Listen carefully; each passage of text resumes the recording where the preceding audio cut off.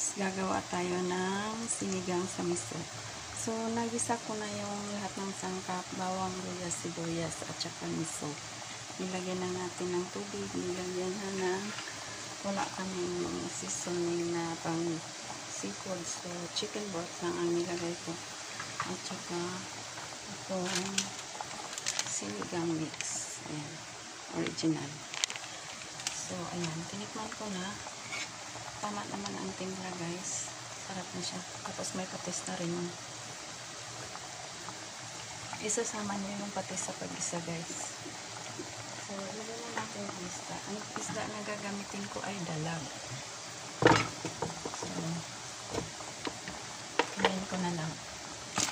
So, dalag yan guys. Ang gagamitin kong isda. Marami-rami ito. 2 kilos na, pero hindi ko na ubusin. Kasi yun na lang yung natira. Kasi sobrang dami. Eh, 4 lang kami kakain. So, yun na siya. Tapos, mga 3 minutes. Pagkulo na. Ilagay ko na itong pichay. So, wala kaming mustasa. So, ngayon, hindi naka-harvest doon sa garden ni ma'am. Dahil si ma'am lang ang pwedeng kumuha ng dahon doon. Hindi kami pwedeng gumalaw kasi yun ay hydroponics. So, itong na-harvest niya nung isang araw, ito lang gagamitin ko. Kasi nasa Singapore sila, so hindi pwedeng kumuha doon. Tsaka, kailangan siya talaga magpitas. Bihira lang ako magpitas doon guys. Kapag rush hour lang talaga na may bisita. So, napakahirap kasi tanim ng hydroponics tsaka magastos sa kuryente. So, kailangan ingat-ingat talaga sa pag-harvest. Kundi mabubuwal siya. Kasi wala siyang lupa. Ano lang siya. Yung parang artificial rocks. Tsaka tubig. So, sa punto na yan, pwede ko nang ilagay ang mga ibang sangkap. Tapos, tanggalin na lang natin. So, guys, lumulong yung sarap. Anyway, bagong punas ang stove natin. So, lagay na lang natin.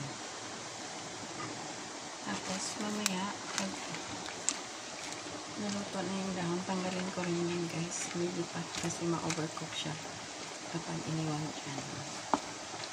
So, yung isda pwede lang ma-overcook. Okay lang. Kasi dalag naman yan. So,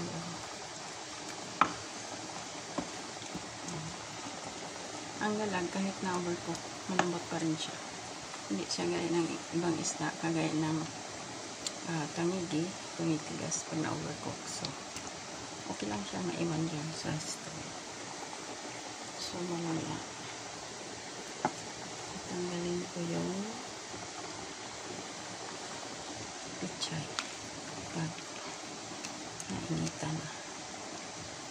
Tapos, ibabalik na lang sa oras ng kain. Kasi iinitin pa naman ito.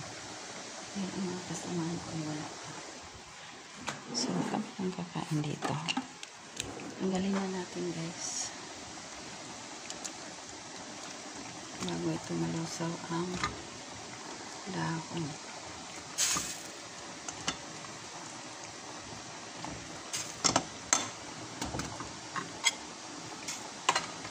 Ibabalik na lang ito mamaya ang oras na ng kain. So at least naka-absorb na siya ng lasa dyan sa sabaw. Kasi ako marami pang gagawin.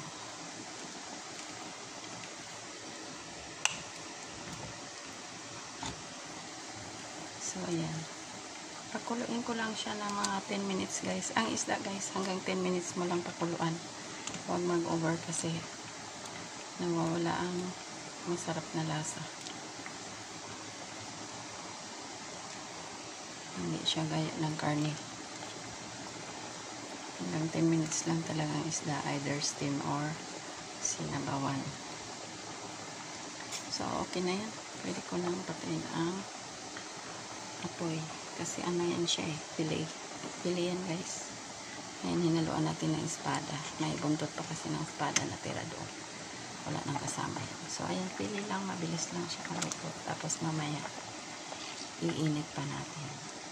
So, that's it guys. Thank you so much for watching.